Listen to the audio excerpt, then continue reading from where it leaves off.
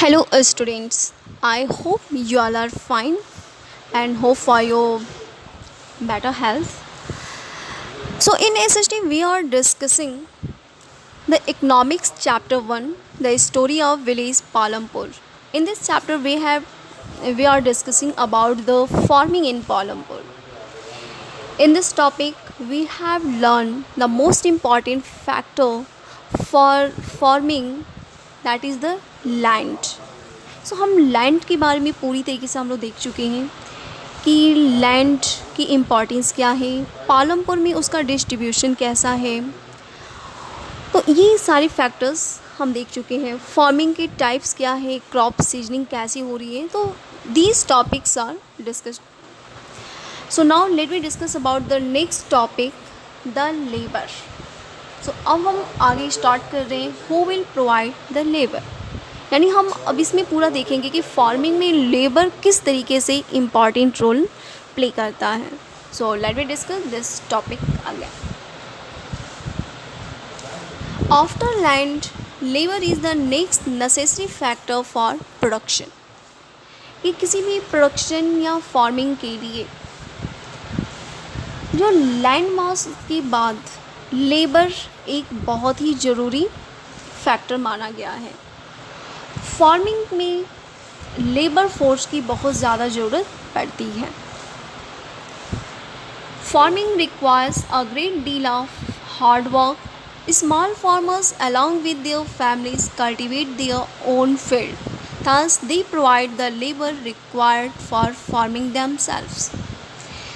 जैसे हमने फार्मर्स को देखें तो कुछ फार्मर्स हम पहले भी डिस्कस कर चुके हैं कि कुछ ऐसे विलेज थे जिनके पास प्रॉपर्टीज अच्छी थी, कुछ के पास प्रॉपर्टी कम थी, किसी के पास लैंड बिल्कुल भी नहीं थे जिन्हें लैंडलेस कहा गया। तो इनमें जो फार्मिंग में देखा जाए तो फार्मिंग तो बहुत ज़रूरी थी, और इसमें जो स्मॉल फार्मर्स थे उनके पास जो भी लैंड मासेस थे वो उस पर कल्टीवेशन करते थे, और उसके लिए वे फार्मर अपनी फैमिली के साथ उस लैंड मास पे कल्टीवेशन का कार्य करते थे। तो इस तरीके से हम देख सकते हैं कि वे अपनी कल्टीवेशन वर्क के लिए, अपनी फार्मिंग एक्टिविटीज़ के लिए खुद अपने आप को लेबर के तौर पे इस्तेमाल कर रहे थे। Medium and large farmer hire farm labours to work on their field. जो बड़े किसान होते थे वे लोग छोटे किसानों को या लैंडलेस लोगों को क्या करते थे, अपने यहाँ इनवाइट करते थे अपने खेतों पे काम करने के लिए। ऐसे जो इस तरीके से जो फार्मिंग या जो कार्य करने वाले जो पर्सन थे इनको कहा गया था फार्म लेबर। तो ये फार्म लेबर जो होते थे ये तो मैक्सिमम इसमें लैंडलेस होते थे या बहुत ही पुअर पर्सन थे। तो मीडियम और लार्ज फार्मर्स हमेशा ही फार्म लेबर्स का इस्तेमाल करती थी अपने प्रोडक्शन के लिए। Farm labours come either from landless families or families cultivating small plots of land। तब ये फार्म लेबर्स कौन से? So as I already told you कि these are belong to the landless categories or the too much small families who have the small plot of land। So from these society or we can say categories, farm laborers were introduced। Unlike farmers, farm labor do not have a right over the crops grown on the land। जैसे farmers जो होते हैं उनकी अपनी ज़मीन होती है, उस पर खुद अपना काम करते हैं और जो प्रोडक्शन होता है वो अपने पास रखते हैं। लेकिन जो फार्म लेबर्स होते हैं उनके पास यह राइट नहीं होता है। वे वहाँ पे जिनके अंडर में काम करते हैं, जिन लोगों ने उनको बुलाया है, वो उनके लिए प्रोडक्शन करते हैं और वह सारा प्रोडक्शन उनको देते हैं, और उस पर जो लेबर फोर्स जो लगता है, उनका जो पार्ट बनता है, बस वो उतना ही उनसे लेते हैं। Instead they are paid wages by the farmer for whom they work. और उस पर काम करने और ये जो इनका जो क्या तरीका होता है, जस्ट हमने कुछ लोगों को बुलाया, अपने खेतों पे काम कराया और हमने क्या किया कि उनका डे बाई डे के अकॉर्डिंग हमने उनका जो वेज होती है, जो मजदूरी होती है, हम उनको पे कर देते हैं। Wages can be in cash और in kind crop, some time labours get meals also. अब ये जो वेजेस होते हैं ये दो तरीके से दिए जा सकते हैं। एक तरीका होता है मील्स का और दूसरा तरीका होता है पहला तरीका होता है हम उनको कैश दे दें, तो कैश के रूप में भी हम वेजेस पे कर सकते हैं, या फिर हम उनको कुछ क्रॉप्स वगैरह का एक पार्ट दे देते हैं और उनको हम खाना वगैरह भी खिलाते रहते हैं। तो इस तरीके से वेजेस का फॉर्मेट हम कैश क्रॉप के रूप में देख सकते हैं। Wages vary widely from region to region, from crop to crop, from one farm activity to another. और ये जो वेजेस होती हैं ये अलग अलग जगहों पे अलग अलग होती हैं, कहीं पे बहुत ज़्यादा होंगी, कहीं पे काफ़ी कम होंगी। किसी क्रॉप को प्रोड्यूस करने में उनको कम वेजेस दिया जाएगा, तो किसी अदर क्रॉप में उनको ज़्यादा वेजेस दी जा सकती हैं। किसी फार्म पे काम करने के लिए उनको ज़्यादा हो सकती है, किसी अदर फार्म में उनको कम भी दिया जा सकता है।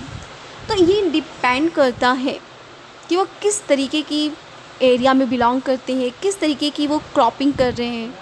तो ये सारे फैक्टर डिसाइड करते हैं उनके वेज पेमेंट के लिए। There is also wide variation in the duration of employment of farm labours might be employed on a daily basis और for one particular farm activity like harvesting और for the whole year. अब ये जो farm labours होते हैं ये तो इनमें एक प्रॉब्लम, ये तो हमने देखा है कि इनका वेजेस अलग अलग होता है, उनके अलग अलग नेचर के अकॉर्डिंग अलग अलग वेजेस पेमेंट होती हैं। इनका एम्प्लॉयमेंट का जो ड्यूरेशन होता है उसमें भी काफ़ी वेरिएशन दिखाई पड़ती है।